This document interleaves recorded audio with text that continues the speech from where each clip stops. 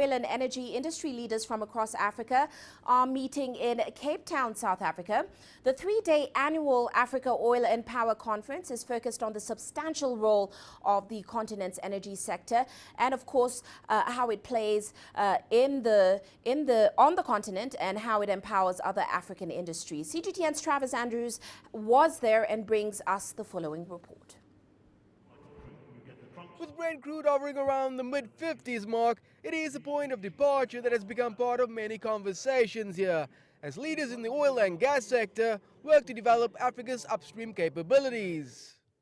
The African Oil and Power Conference has positioned itself as an important platform for high-level discussion on a multitude of issues concerning Africa's energy agenda, which so far seems to be on a steady footing.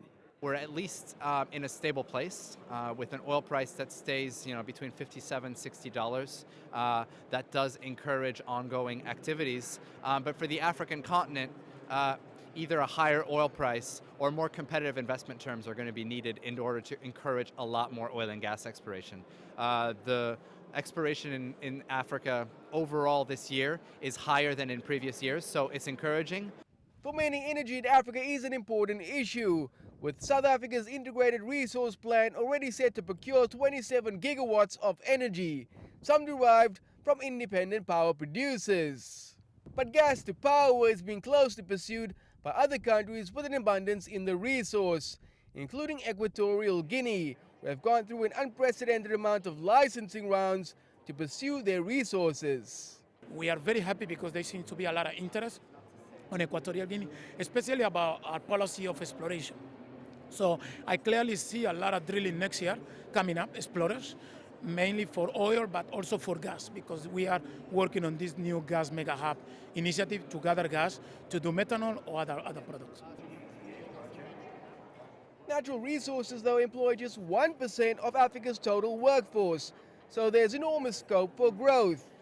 For some African countries, the key focus remains the beneficiation of gas, which estimates show can create an additional 1.6 million jobs.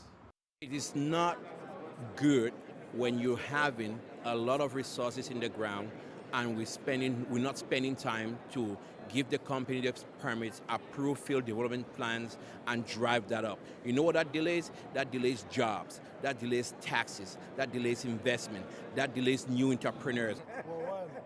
Going forward, though, many believe African producers cannot afford to sustain themselves without an oil price that is high enough to attract new exploration activity, and that a $60 to $70 mark or even higher is the only viable figure that can begin to stimulate the industry on the continent. That's Andrew, CGTN, Cape Town.